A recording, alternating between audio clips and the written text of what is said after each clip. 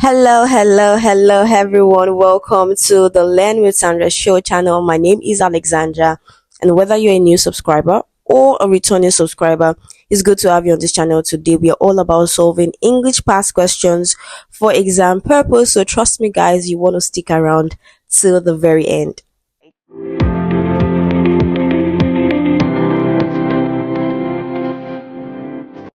So, guys, what are we doing today? So, today we are solving the English Post-UTME past question for the University of Nigeria, Nsukka, that is UNN. So, we are solving just 20 questions. So, without further ado, let's get right into it. Question one. So, question one is under nearest in meaning, okay, and the word is dominant. Mr. Sam is a dominant partner in our industry. So, when we think of dominance, it can mean different things depending on the context. Okay, so number one, it means more important or noticeable than other things. Okay, when we think of dominance, it can also mean more control or influence over somebody or something. Now, if you take a look at dominance in this context, you see it focuses more on control, power, influence, authority. And so Mr. Sam has the most influence and makes the key decisions in the industry. And so the best answer to this question is definitely option B, an influential. So most times examiners want to test whether you can identify the meaning that is most active in the sentence, and so context is key. So in this context or sentence, you see words like partner, industry. We can't even consider, outstanding as the option because it means excellence, right? So when we think of prominence, we think of well known, we think of, standing out. Okay, it's not the answer to the question. Important is close only when you remove the word dominant and make it isolated, right? Yes, important is synonymous. But in this context, the best answer to this question is an influential. Question two. Okay, in spite of the statement credited to some government officials, we still have our misgivings about their real intentions. Okay, so when we think of misgivings, we think of not fully trusting, doubting, being suspicious. Okay, so when we think of fear, fear is more about being afraid. It has nothing to do with doubt. Okay, when we think of distrust, it means not fully trusting, right? Anxiety is more about worry, not doubt. Okay, objectives is not related. Okay, so the best answer to this question is definitely option B, distrust. Question three. Modesty is one of our teacher's most salient characteristics. So we are still looking at nearest in meaning synonyms, and the word is salient, right? Salient means most noticeable or prominent, and that makes option C the final answer to this question. Now, there's something important I want you to note about the word salient. Now, this word almost always pair with point, feature, and characteristics. For example, loyalty is my most salient characteristics. For feature, the most salient feature of the new iPhone 17 Pro is its long lasting battery. For point, oh, she made a salient point about Tinubu's political administration. Okay, so oftentimes or most times, right, salient is used with point, feature, and characteristics. So please note this. So final answer to this question is definitely option C, prominent. Question four. So this question is under synonyms, nearest in meaning, right? The word is intrepid. We don't know the meaning of intrepid, okay? But we can almost figure out the meaning of intrepid by looking at the words around from the words around it. Okay, so I'm going to show you how to decode the meaning using these 5 steps. First, read the sentence fully. Don't stop at the underlying word, just read it at a stretch. 2, look for clues. 3, determine the mood or the main idea. 4, test each of the options. Okay. 5, pick the closest fit. So we're going to do step 4 and 5 simultaneously, and I'll show you how to do that. Now let's start with the first, which is to read the sentence fully. Okay, we all praise the student leaders for their intrepid stand during the crisis. Okay, so look for clues. What are the clues? Oh, there's a crisis. Oh, they took a stand. It takes a lot of courage to take a stand, right? And they were praised for it. What is the main idea? Courage and bravery. That is step 3. Step 4, test each of the options. Now, what you want to do is you want to replace the underlying word with each of the options. So, the first option is fearless. We all praise the student leader for their fearless stand during the crisis. It makes a lot of sense. It relates to bravery and courage, right? Cheerful. We all praise the student leaders for their cheerful stand during the crisis. It does not, relate or fit a crisis, right? So, it's not the answer. Reasonable stand during the crisis. it does not carry the weight of courage, right? It does not fit courage or bravery, right? Impressive, it is possible. Impressive stand during a crisis. It is possible, but it's too general. So between impressive and fearless, we see that fearless is a better fit. Okay, so that is the best answer, and that is the meaning of the word. Intrepid means brave, it means courage or showing courage in the face of danger. It also means fearless. Okay, so the best answer is definitely option A. Question 5. Okay, so we are still under synonyms. The chairman's reaction was a storm in a teacup.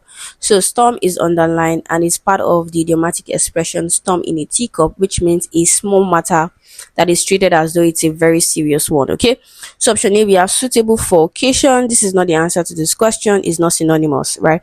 Less serious than it appeared to be. Now this is the answer to this question because we're talking about a matter that is not serious, that is small, that is insignificant, but it is treated as though it is significant, it is serious, right?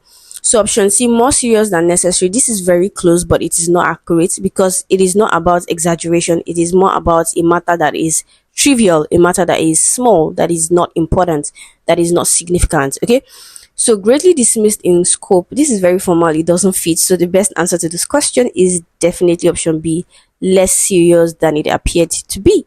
Question 5. Okay, so we are still under synonyms. The chairman's reaction was a storm in a teacup.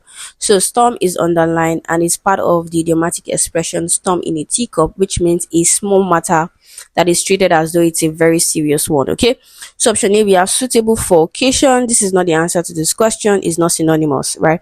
Less serious than it appeared to be. Now this is the answer to this question because we're talking about a matter that is not serious, that is small, that is insignificant, but it is treated as though it is significant, it is serious, right? So option C, more serious than necessary. This is very close, but it is not accurate because it is not about exaggeration. It is more about a matter that is trivial, a matter that is small, that is not important, that is not significant. Okay, so greatly dismissed in scope. This is very formal, it doesn't fit. So the best answer to this question is definitely option B, less serious than it appeared to be. Question 6. Okay, so this question you are meant to fill in the gap with the best word, right? So this question relates to subjunctive mood and it is used to talk about imaginary situations that are not real, hypothetical situations, or situations that are contrary to fact. Okay, so if I were you, I would leave. She speaks as if she were the teacher. So these are imaginary situations. Okay, so the rule is after the word or phrase such as if, as if, as though, when describing an imaginary situation, you use the subjunctive were, not was. Okay, so it behaves as if, you can see the phrase as if, he dash a governor. Okay, so the answer to this question is where. Okay, so option C is the final answer to this question. Question 7. So the chairman did not take kindly to the dash remarks about his policy. So this question is under collocation. So when we say certain words collocate, it means they go naturally together, they appear together, they are used together. This is simply what it means. Okay, so the question we want to ask ourselves is which word can we pair with remarks? The answer is derogatory. Derogatory means insulting and it pairs well with remarks. It is used with remarks. It is often used with remarks. Okay, it's not like other options don't fit, they make sense. When we say abusive remark, right, it makes sense. When we say dishonoring, it means shameful. When we say derisive, it means mocking. These words are adjective that can describe a noun or a pronoun, right? But they don't fit because they don't go naturally with the word remarks. That's just it. Okay, so instead of saying abusive remarks, we say abusive language. So abusive language is not allowed here. We don't say derisive remarks, we say derisive laughter. Okay, so to improve your knowledge on collocation, you need to listen more to native speakers now that you understand what the concept is all about, right?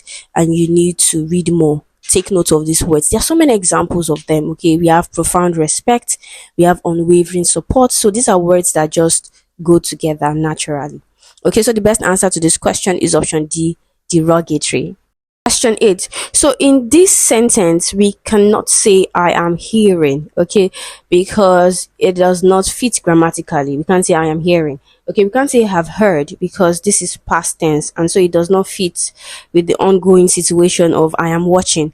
We can't say was hearing because was hearing is past continuous. It also does not fit. So the best answer to this question is I can hear what you're saying. Option B is the final answer to this question. Now, there's something I want you to note. Okay, so there's this rule in word stress that says words ending in ION are stressed on the syllable before it. Okay, so this is the gist. Okay, the word TELEVISION is stressed on the first syllable. Television. So I want you to note this, do your research, and just note this for exam purpose so that you can make a better decision during your exam. Okay, so the best answer to this question is definitely option B, can hear. The policemen who were to keep watch connive dash the robbers escape. Now we can have connive at and connive with. Okay, so what's the difference? Connive at something, connive with someone. Now what does this mean? Connive at is to secretly allow, ignore, or overlook a wrongdoing. Connive with is to secretly cooperate with someone or to help them.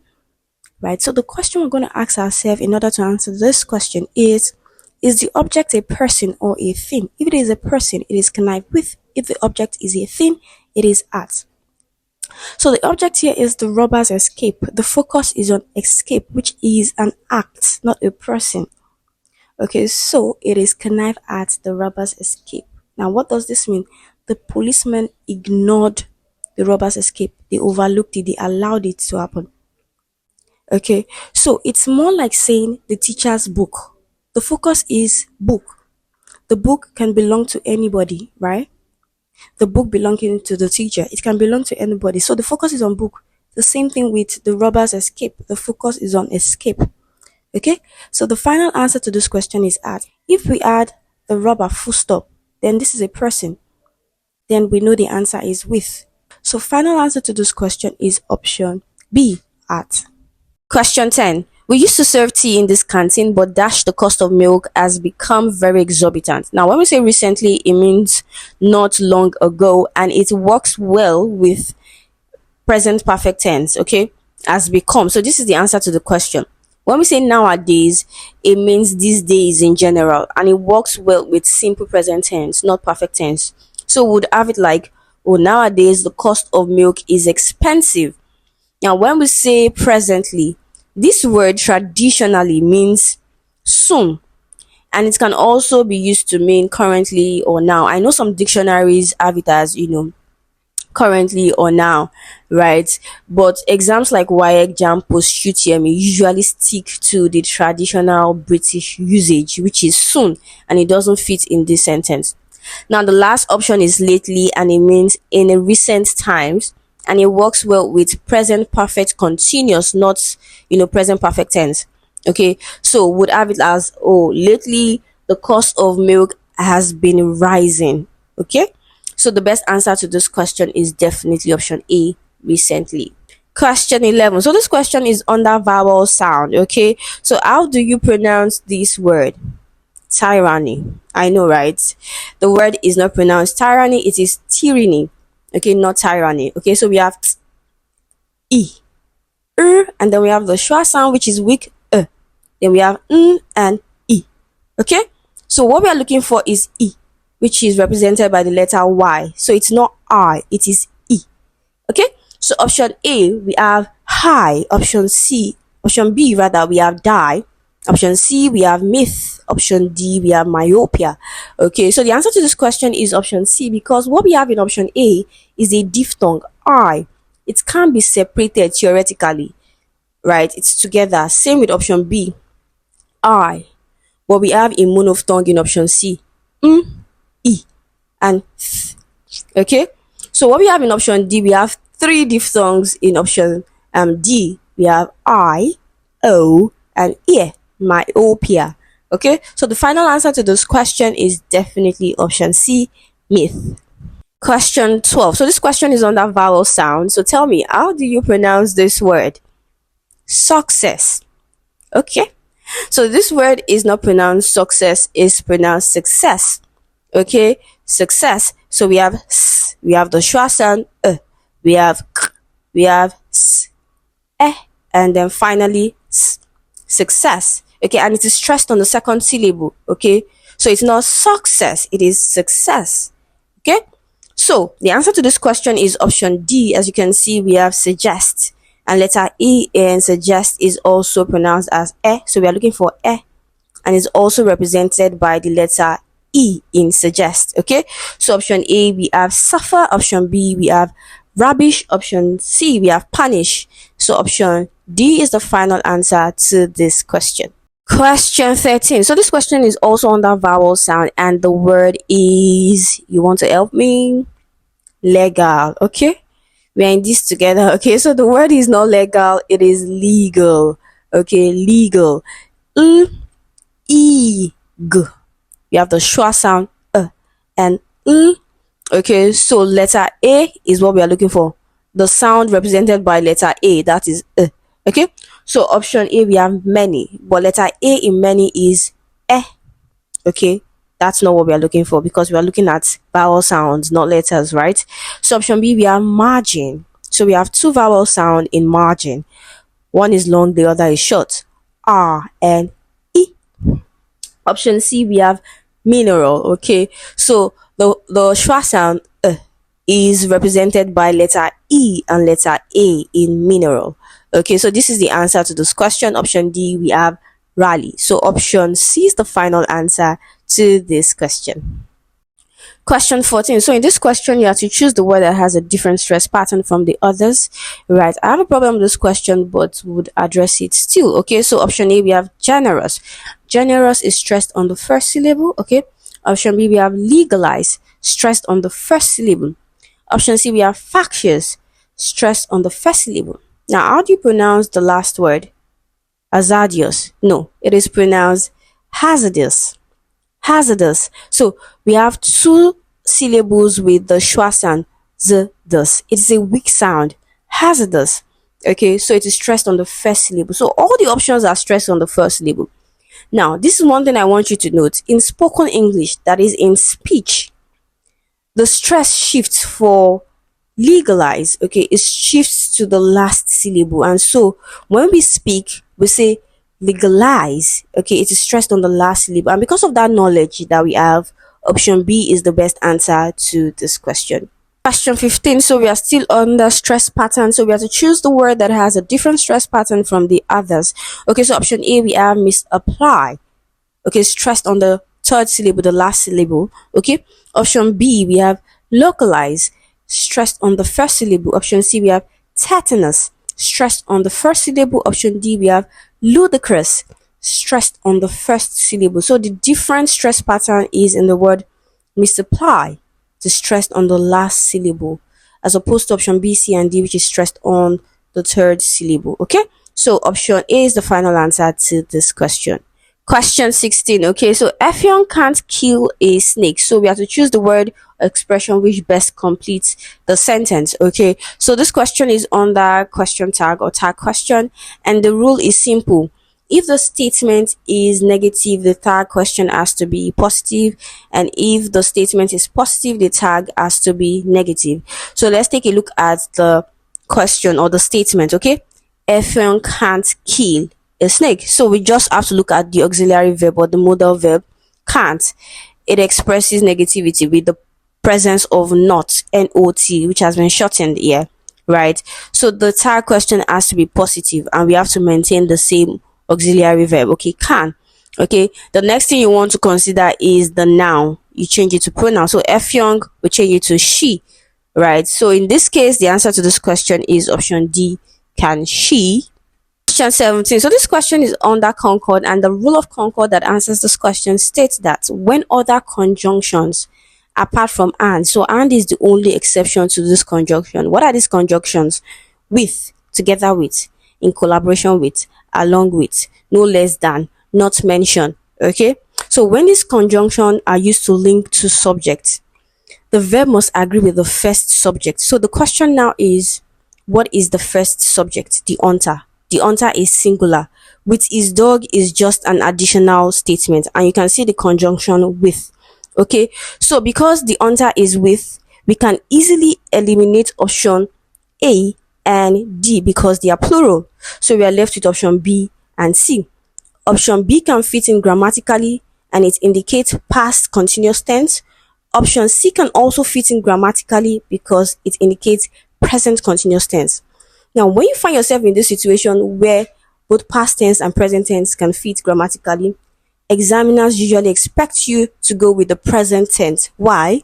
Because present tense usually captures, a general truth and it is more natural. Okay, so option C is the final answer to this question. The hunter with his dog is entering the bush. Question 18. So this question is under consonant sound and the word is vision. Okay, so letter S is on the line and it is pronounced or articulated as G. It is a voiced sound. Okay, so we have the voiceless counterpart. So the voiceless of this sound is found in the word shoe. SH in the word shoe. Sh. J. Okay, one is voice, one is voiceless. So what we have in vision is the voice. So examiners want to test if you can differentiate between the two, or words that have the voiced and the voiceless. Okay, so option A, we have mansion. Okay, it has the voiceless. All you need to do is put your fingers here and feel the vibration or the absence of vibration. Okay, option B, we have profession. Option C, we have session. Option D, we have precision. Okay, so letter S in precision is voiced. Okay, Z. Okay, so option D is the final answer to this question. Question 19 now. Question 19 is also under consonant sound and the word is chair. Okay, so CH is on the line and CH is dynamic when it comes to sound. It can be pronounced or articulated as ch. It can be pronounced as sh. It can be pronounced as k, as in chemical. Okay, so but in this word chair, it is ch. So option A, we have chancellor. Okay, so we have the ch sound. Okay, so option A is the answer to this question. Option B, we have chiffon. So we have sh, which is a voiceless sound. We have chalet, which is also a voiceless sound. Sh.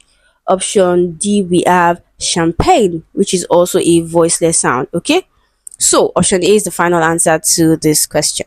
Question 20. Now, question 20 is under emphatic stress, and for emphatic stress, there are 4 major steps to solving questions under emphatic stress.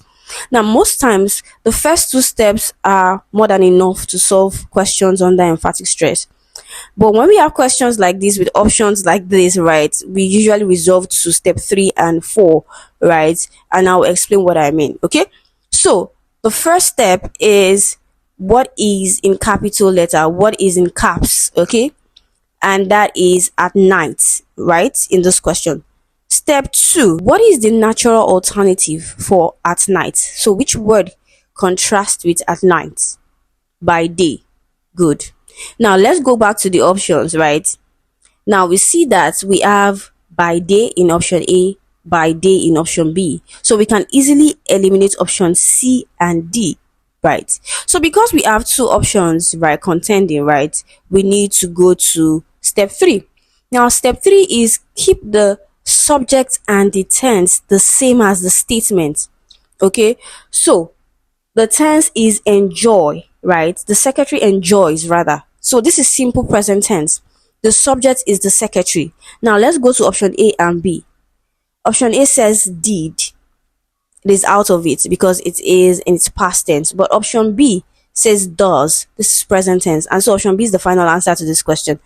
Now let's consider step 4, right? You have to form a question that tests the contrast only. Okay, so option B, does the secretary enjoy traveling by day? This is a perfect question. Okay, this is the best question. The secretary enjoys traveling at night. So option B is the final answer to this question. So guys, we've concluded today's tutorial and I'm sure you've learned something. So if it was impactful, I would like you to subscribe to this channel.